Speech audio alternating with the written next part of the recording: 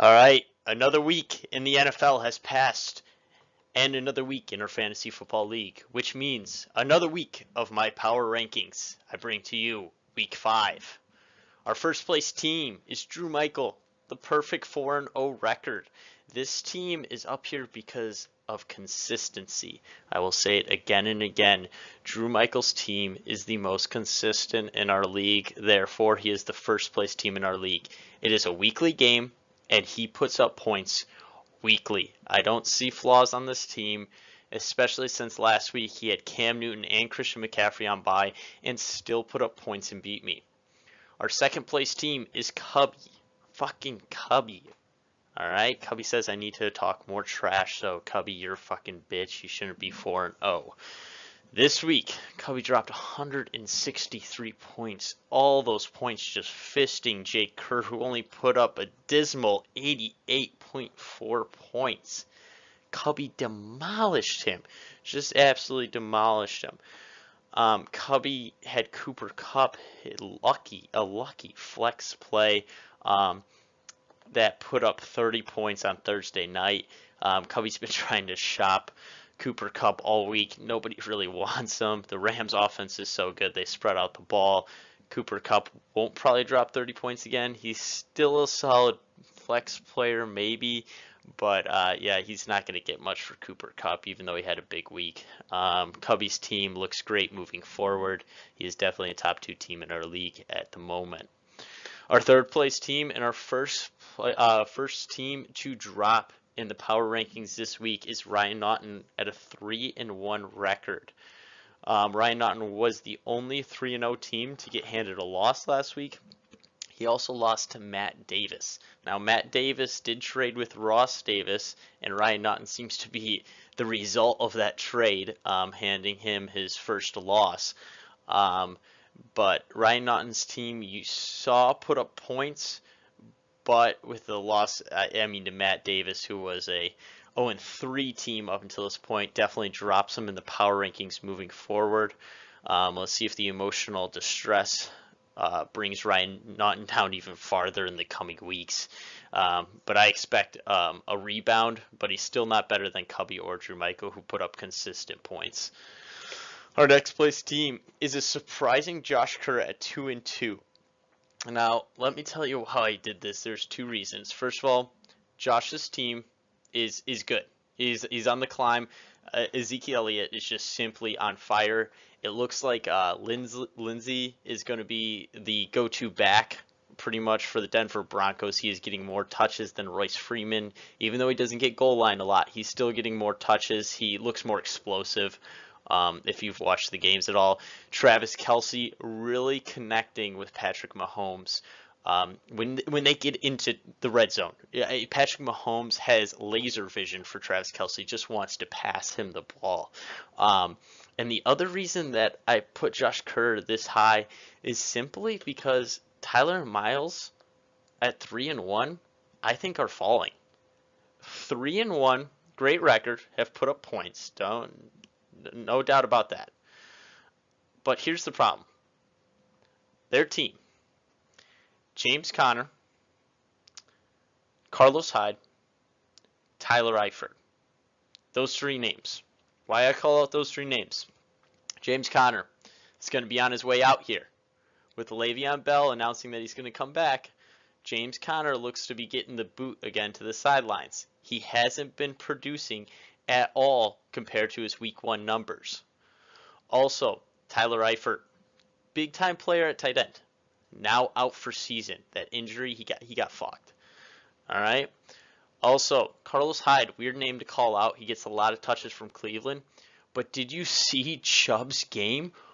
Oh my gosh. I mean, he went off. He had 3 carries, I think, for 120 yards, 2 touchdowns. There's no way they're not going to play the guy more and give him more touches. Carlos Hyde is going to lose some touches now to the rookie. I see Carlos Hyde's numbers going down. I see Tyler Eifert, obviously he's going to get dropped here. And then you have James Conner, who's eventually going to get dropped here. Also, Deshaun Watson dropped 30 points for Tyler last week.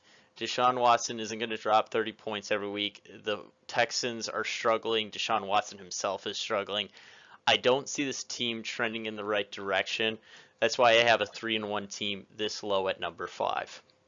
Our next place team is Kevin Davis. And you go, what? 3-1 team to a 1-3 team? What the fuck, Kevin?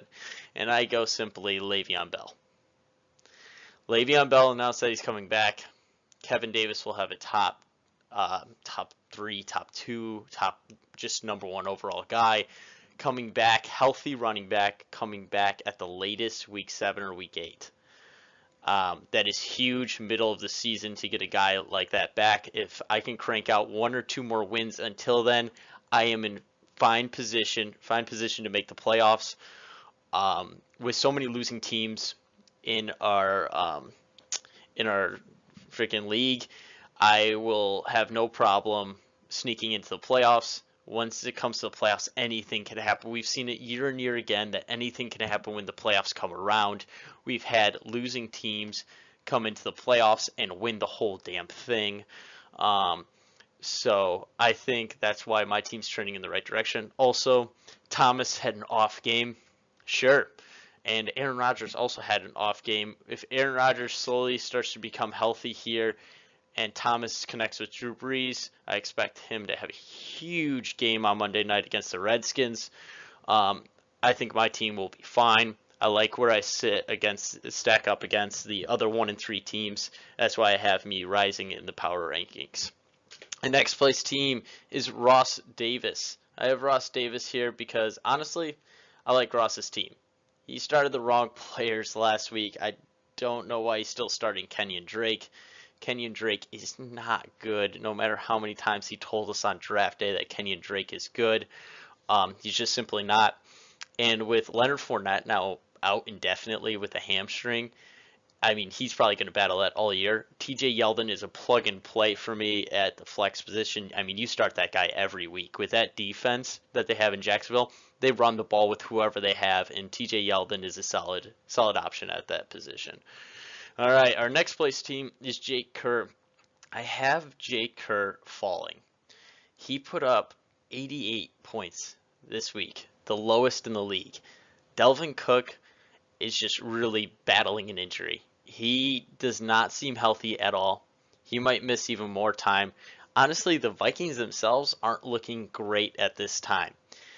They're passing the ball more than they're running. I mean, even when Delvin Cook was out, Latavius Murray, I think, got 4 carries. I know he's on my bench, and he got 4 carries even after the fact. I mean, they were getting blown out by the Rams, but still, that's crazy low numbers. I like the Josh Gordon play because it was kind of a Hail Mary after Cooper Kupp dropped so many points. You just hope that Josh Gordon got like an 80-yard bomb from Tom Brady. But the fact of it is that Jake has an inconsistent Tyreek Hill at the other position at wide receiver. Patrick Mahomes is great, but he's so great that he spreads the ball around. You never know when Tyreek Hill's going to have a game or not. Also at the flex position, I mean, he's playing Anua from New York Jets.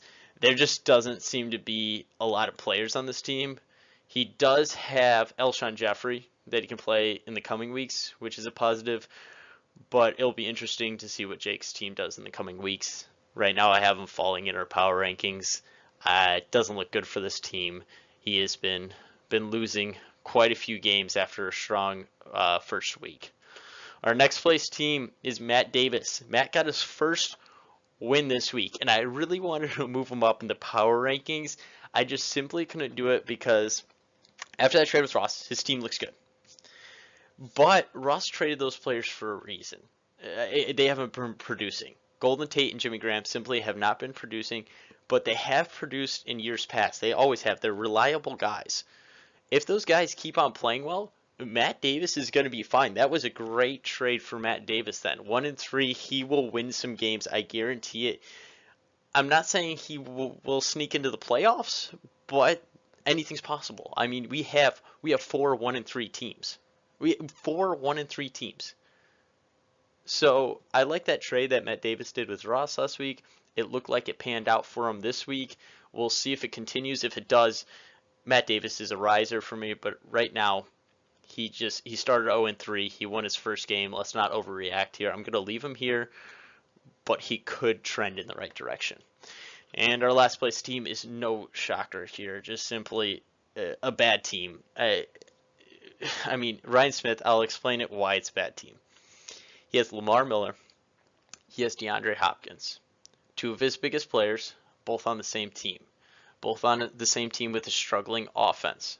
You also have Odell Beckham Jr. on a struggling offense. Besides Saquon Barkley, they're still struggling. Eli Manning is awful. He sees the door closing on him. I mean, his career is going to be over after this season. Tom Brady also hasn't been performing. The Patriots as a whole have not figured it out. I mean, the Patriots have, I think, a losing record right now. Tom Brady's not looking good. All four of those players are his biggest players. Lamar Miller, Tom Brady, DeAndre Hopkins, Odell Beckham Jr. His four biggest players on his team, all on losing teams. You don't want fantasy football players on losing teams. If you have a few in their studs, that's fine. I mean, Ezekiel Elliott is a prime example. Saquon Barkley is an example. The list goes on. But the problem with having players on losing teams means that they don't score a lot. If these players aren't scoring a lot, they're also not putting up a lot of fantasy points. Ryan Smith, for that reason, has the worst team in the league. It shows with his 0-4 record. It shows with his inconsistent point totals. Ryan Smith will stay at the bottom for a long time. I don't see him moving in the power rankings anytime in the near future. Something else I want to talk about is the Week 5 matchups. I set up a great schedule. I love how I set up the schedule. It took me a lot of time to set up this schedule, and it seems to be panning out perfectly so far. I mean, Week 5. We're only at Week 5. We're not even halfway through the regular season in the fantasy football realm of things.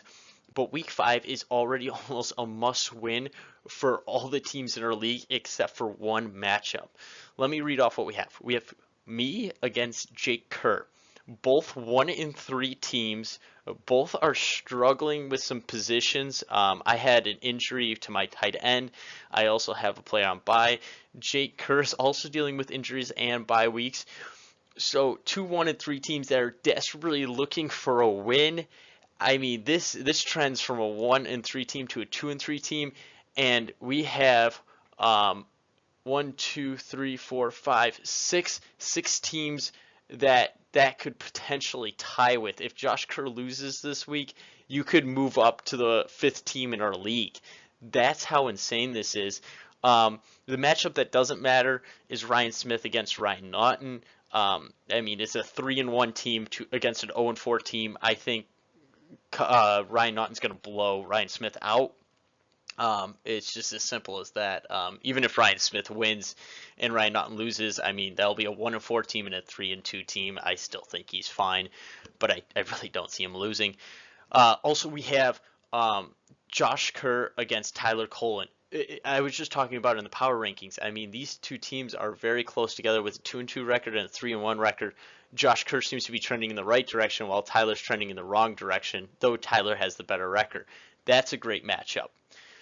We also have Matt Samuelson against Drew Michael. I mean, we have the two 4-0 teams playing each other, the two perfect records. We'll only have one perfect record, and we have to have still one perfect record in the league. The team that has the perfect record after this week pretty much just guaranteed themselves a spot in the playoffs. I mean, you only need 6 wins this year to make the playoffs. I'm projecting that about now, 7 to be really safe, but you probably need 6 wins to make the playoffs. So that brings one team 1 win away from making the playoffs. They'll already be battling for that bye week. And then the next matchup, we have Matt Davis and Ross Davis, which are the other 1-3 teams, and they're both seem to be trending up, but Ross Davis against Matt Davis, we've been talking about it for the last week and a half.